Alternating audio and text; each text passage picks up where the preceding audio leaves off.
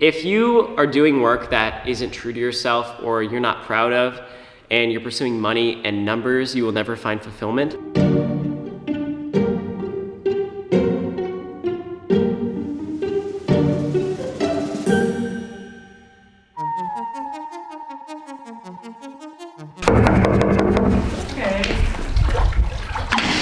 Hey, I'm Ryan Trahan. Welcome to my green room. Hey Ryan, how's your day going so far? So far, so good. Just got some breakfast and coffee. Awesome. Feeling all right? So I know you do YouTube, and this is your full-time living, which is insane. So tell me more. How would you describe the videos you currently make online? They're kind of all over the place, but I would say in 2 words, like commentary and experiments. Got it. So how long has it been since you first started this channel? Tell me more about the first video you ever uploaded. So I started my channel in like the summer of 2017 or the senior year, last month of school. And I started making running videos because that's what I was good at. I put Spock down. Okay. And eventually I started getting subscribers. I got like 10,000 subscribers in a summer. And once I realized running is kind of like not that big of an audience, I was like, I'll make broad videos. Commentary, it was good.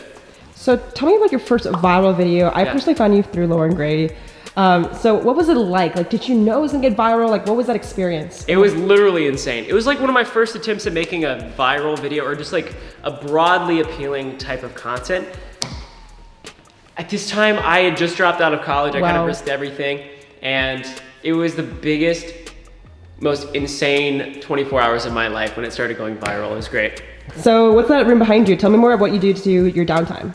Oh my gosh, this room. Okay, this room is my favorite. Oh, your laptop's on here. Oh, good thing I have a big butt. Okay, so this room is like basically after a long day of work, I like to come in here and play video games. I've been big on Madden recently. Okay. You know, I think it's important to unwind. It's like balance is everything if you want to be creative for a long period of time. When was the last time you experienced burnout from YouTube? Tell me more about that experience, maybe earlier this year. Whew, okay, yeah, burnout is definitely real. I think I was basically working 7 days a week working. I was making videos 7 days a week, spending 10, 12 hours a day making videos.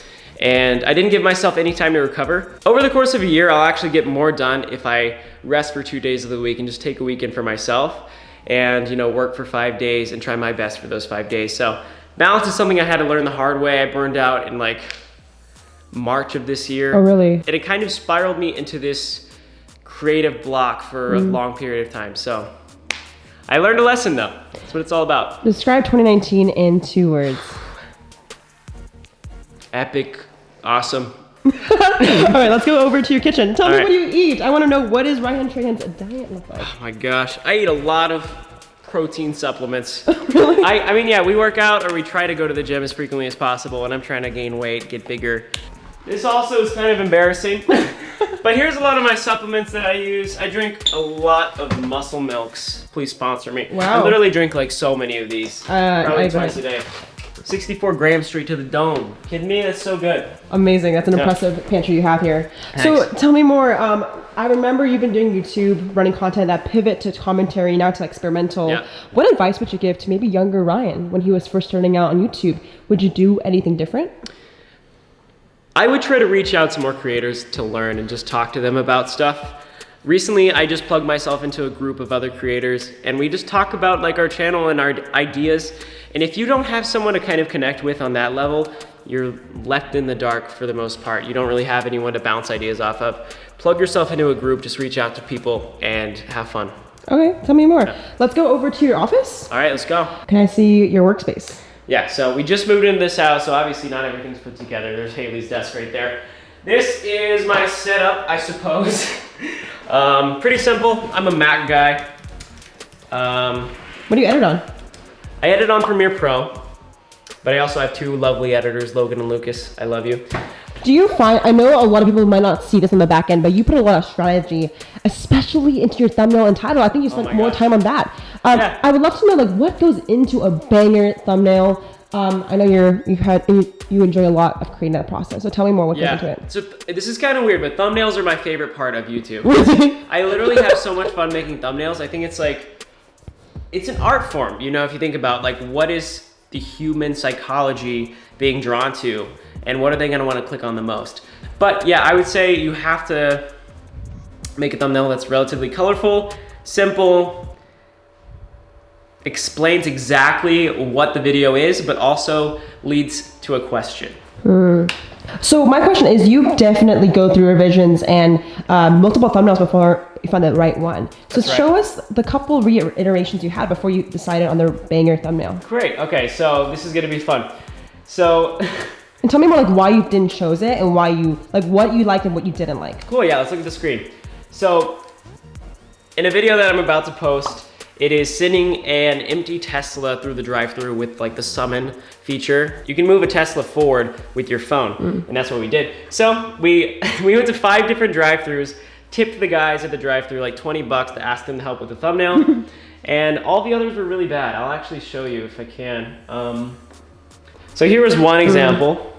He's kind of just dark and like, it's really difficult to understand what's going on. So facial is really important in a thumbnail, you'd say? I would definitely say that expressions are very important. Like understanding what's going on.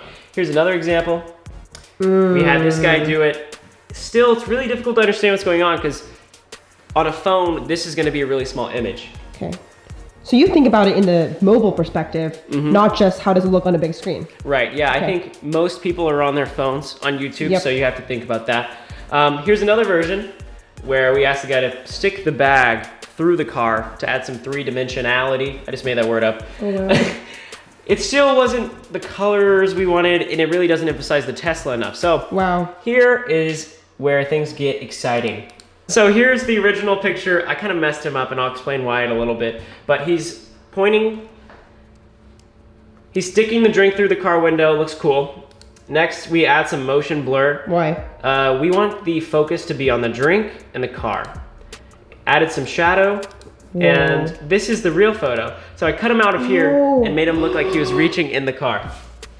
So there's also drop shadow. Now we added a better Tesla wheel, because you can't really see the Tesla logo. Oh my gosh. And then this Tesla logo looked pretty small, so we made it bigger. And here is the final copy after some color editing. So it went from essentially that to that. Wow. And yeah, turned out really good.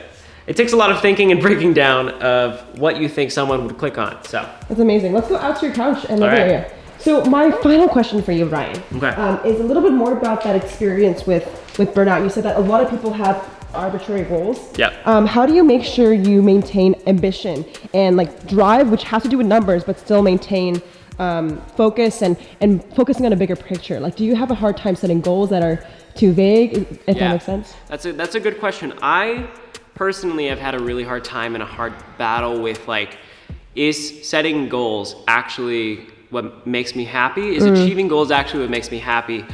In high school, I achieved my biggest goal of like making it to state, and I tried, becoming the top runner in the state, and I got really close. I realized the process of trying to become that person was the fun part. Afterwards, I was like, wow, that's not what I expected it to be. Same thing with YouTube. When I set the goal of 1 million subscribers, I was like, it's this unrealistic goal. I want to achieve it though. And I realized after I hit it, the real fun and the real excitement in the journey was in pursuing that big goal. The people you meet along the way, the fun you have along the way, and the hard work that you put in, it really determines your character. So if you are doing work that isn't true to yourself or you're not proud of, and you're pursuing money and numbers, you will never find fulfillment. If you are doing things, however, that you think are true to yourself and truly portray like who you are as a person, and you're using your skills and talents that you love to do, I think it's gonna be fulfilling long term. I also think it's so important to get uncomfortable and challenge yourself though. I don't wanna make it sound like YouTube's supposed to be this easy thing that is just fun and is never challenging or hard to do.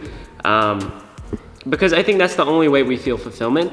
If it's easy and boring, then we're never gonna be proud of ourselves or happy with what we've accomplished. But I guess to answer your question, the way I stay ambitious is challenging myself to become a better person, a better version of myself, because I think humans are intrinsically oriented towards growth. Like if we're not making progress in our lives in some way, I don't think we're gonna be excited. Like if I wake up tomorrow and I'm like, all right, let's get less views on this video. Like there's nothing that is gonna motivate me to challenge myself. So, I mean, it's important. I think just growth and making sure that you don't put your worth in numbers or money is truly the answer. And I've realized like putting my worth in things like relationships, spirituality, like God, and just growing as a person, that's been my key to happiness and success, I think. Awesome, Ryan. I had so much fun interviewing you. Let's go to the door and right. tell us a little bit about your rest of the day plans. All right, today I'm gonna be writing up some videos, doing some brainstorming, saying goodbye to my friends, and probably spending some time with Haley and Spock. Oh my gosh. Thank you so much, Ryan, for being on the show. I had an amazing time. All right. All right. Thanks, Jade. Say bye to the viewers. Bye. Love you guys. Bye, guys. Mwah.